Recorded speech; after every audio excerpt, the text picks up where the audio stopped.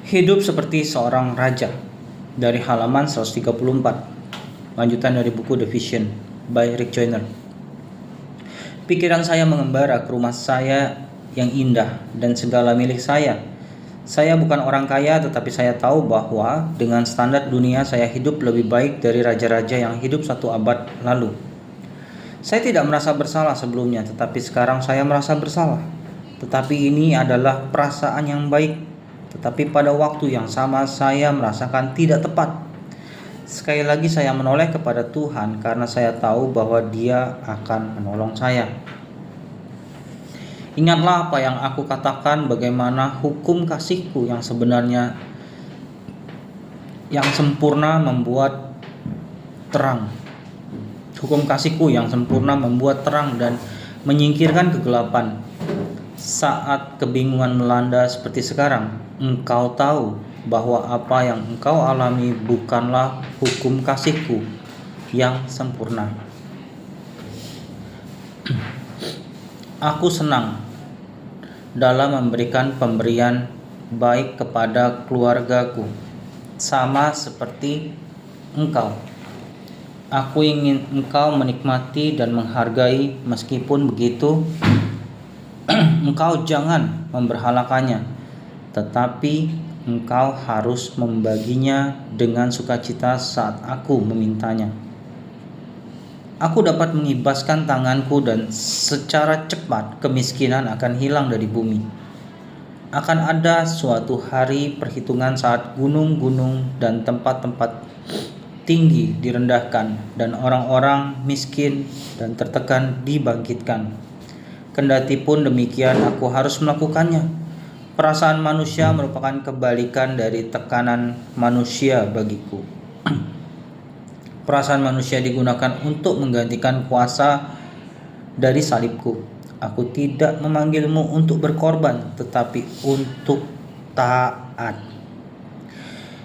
Beberapa kali engkau akan berkorban demi taat padaku, tetapi jika pengorbananmu tidak dilakukan dalam ketaatan, itu akan memisahkan kita. Engkau bersalah karena engkau salah menghakimi dan memperlakukan raja besar di sini saat dia menjadi hambaku di bumi. Janganlah menghakimi seorang pun tanpa menanyakannya padaku. Engkau sudah kehilangan beberapa perjumpaan yang aku sudah siapkan dari yang dapat engkau bayangkan. Semuanya karena engkau tidak peka terhadap aku. Tetapi aku tidak menunjukkan ini untuk membuat engkau merasa bersalah, tetapi untuk membawamu bertobat sehingga engkau dapat meneruskannya tanpa kehilangan kesempatan-kesempatan ini. Jika engkau hanya bereaksi bersalah, engkau akan mulai melakukan hal-hal untuk mengkompensasikan perasaan bersalahmu yang menghina salibku. Hanya salibku sendirilah yang dapat menghilangkan rasa bersalah. Dan karena aku pergi kepada salib untuk menghilangkan perasaan bersalahmu. Apapun yang dilakukan dalam rasa bersalah itu tidak dilakukan karena aku. Aku tidak menikmati melihat manusia menderita. Lalu hikmat meneruskan. Tetapi perasaan kasih sayang manusia, maksudnya dalam hal ini adalah yang tanpa Roh Kudus, tidak akan membawa mereka kepada salib, yang mana salib itulah satu-satunya yang dapat melegakan penderitaan. Engkau kehilangan Angelo karena engkau tidak berjalan dalam kasih sayang ataupun belas kasihan. Engkau akan mempunyai lebih banyak saat engkau kembali, tetapi kasih sayangmu haruslah menjadi subjek bagi Roh Kudusku.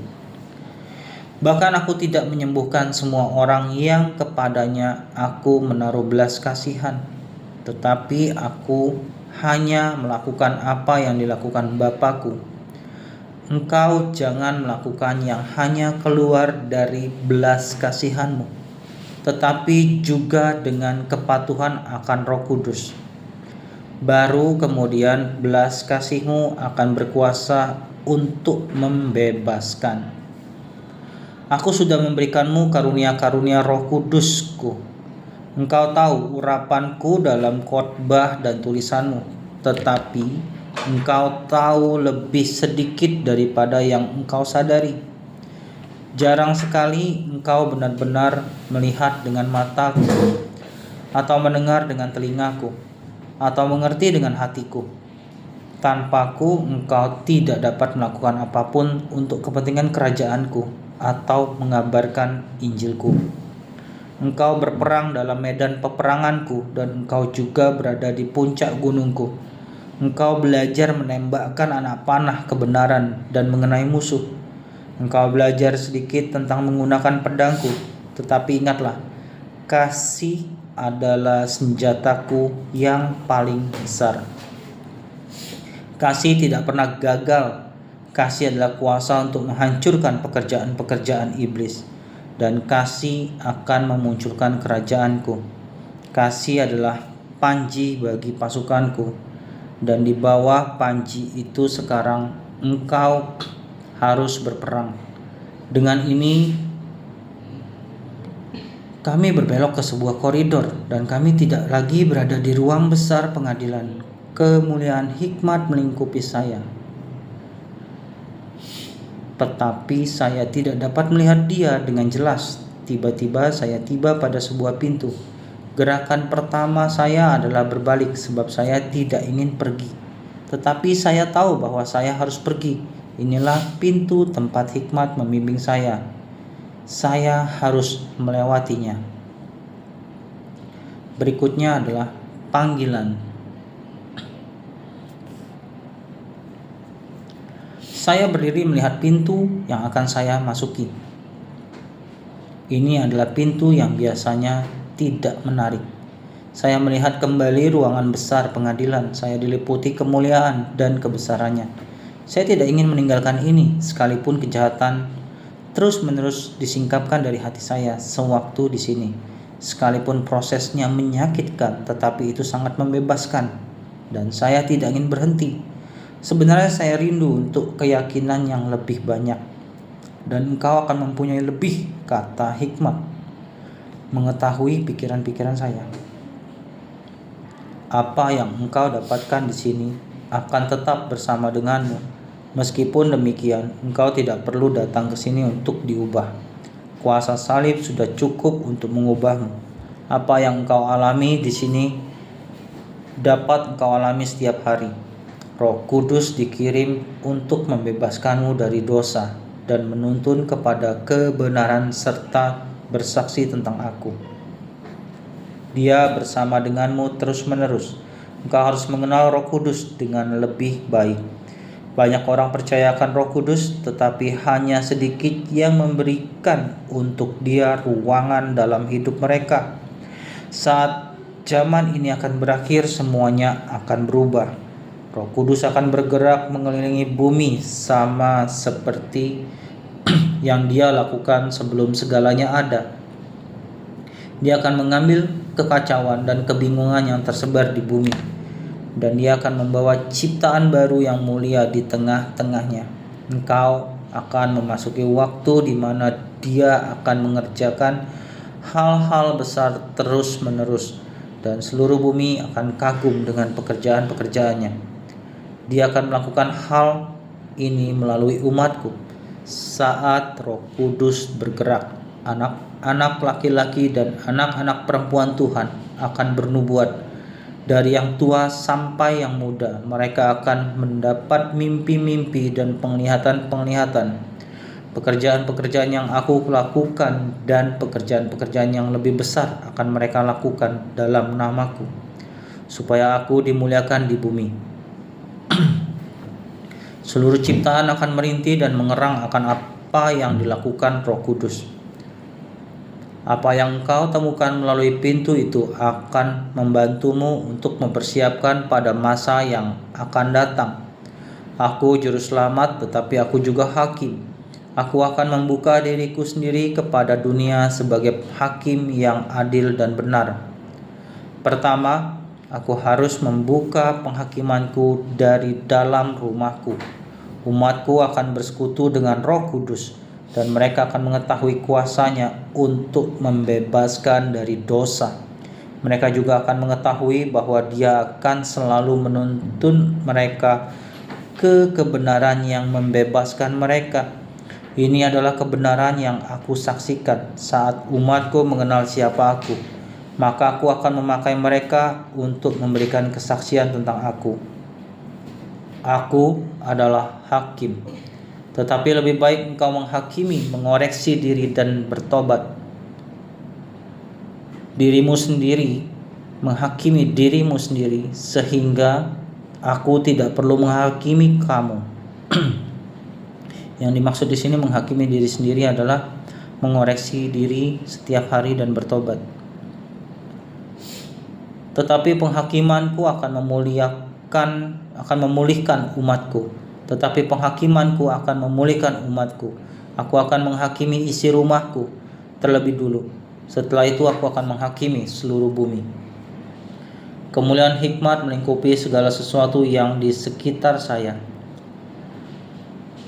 Saya tidak pernah melihat kemegahan seperti itu, sekalipun di sini kemuliaan itu bertambah saat Dia berbicara mengenai penghakimannya. Dengan ini saya tahu bahwa kemuliaan yang tampak dengan mengenal Dia sebagai hakim lebih besar dari apapun sebelumnya. Saya mulai merasa kecil dan tidak berarti di hadirat-Nya, sehingga sangat sulit bagi saya berkonsentrasi dengan apa yang Dia katakan. Saat saya berpikir bahwa saya diliputi kemuliaan-Nya, Dia menyentuh dahi saya lembut. Tapi pasti saat Dia melakukan ini, pikiran saya menjadi jernih dan terfokus. Kembali hikmat berkata, engkau mulai melihat pada dirimu sendiri. Ini akan selalu membingungkanmu, membuatmu sulit mendengarkan aku. Setiap waktu engkau mengalami sentuhanku, pikiranmu akan menjadi lebih jernih. Setiap waktu engkau merasakan hadiratku, tahu bahwa aku akan menyentuhmu supaya engkau dapat melihat dan mendengarkan aku. Engkau harus belajar tinggal dalam hadiratku tanpa menjadi sadar akan dirimu sendiri dan tanpa fokus dengan dirimu sendiri. Hal itu akan membuatmu berpaling dari kebenaran di dalam aku dan berbalik kepada tipuan yang akan membuatmu jatuh. Di sini maksudnya melihat diri sendiri dan fokus pada diri sendiri itu berbahaya ya.